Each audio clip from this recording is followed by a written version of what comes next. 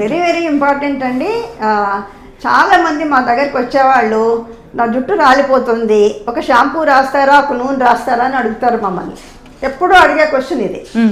They think that it is very simple. So ఏమేంటంటే ఒక్కసారి వాళ్ళు హెయిర్ ఫాల్ అనగానే మాకు ఒక 10 కాదులు మా బుర్రలోకి తట్టాయి.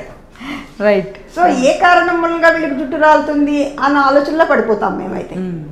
ఓకే, హార్మోన్స్ మూలంగా హెయిర్ ఫాలా, వీళ్ళకి లేకపోతే ఏదైనా వాళ్ళు తినే ఫుడ్లో సరైన న్యూట్రిషన్ లేకపోవటం మూలంగా హెయిర్ ఫాలా, లేకపోతే ఈ మధ్య రీసెంట్గా ఏమైనా సర్జరీస్ అయినాయా, డెలివరీస్ అయినాయా, ఇవన్నీ కూడా చాలా చాలా ఆలోచనలో పడిపోతాం అన్నమాట. కానీ పేషెంట్కి ఏంటంటే వాళ్ళు ఏమనుకుంటారు, షాంపూ ఒక ఆయిల్ రాసేస్తే సరిపోతుంది, దాంతో నాకు జుట్టు రావడం తగ్గిపోతుందని అనుకుంటారు. ఇది ఒక పెద్ద మిత్. మీ అందరికీ తెలుసుకోవాల్సింది ఏంటంటే షాంపూ కానీ ఆయిల్ కానీ జుట్టు రాలటం ఆపనే ఆపదు.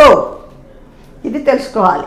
ఎందుకంటే జుట్టు యొక్క హెయిర్ ఫాలికల్లో మీకు బయట కనిపించే జుట్టు డెడ్ హెయిర్, దానికి ప్రాణం లేదు. మీకు బయట కనిపించే హెయిర్ దానికి ప్రాణం లేదు. మీకు ప్రాణం ఉన్న హెయిర్ చాలా డీప్గా ఉంటుంది. ఓకే, దానికి రక్త ప్రసారం ద్వారానే మీరు దానికి కావాల్సిన న్యూట్రిషన్ మీరు పంపించగలరు.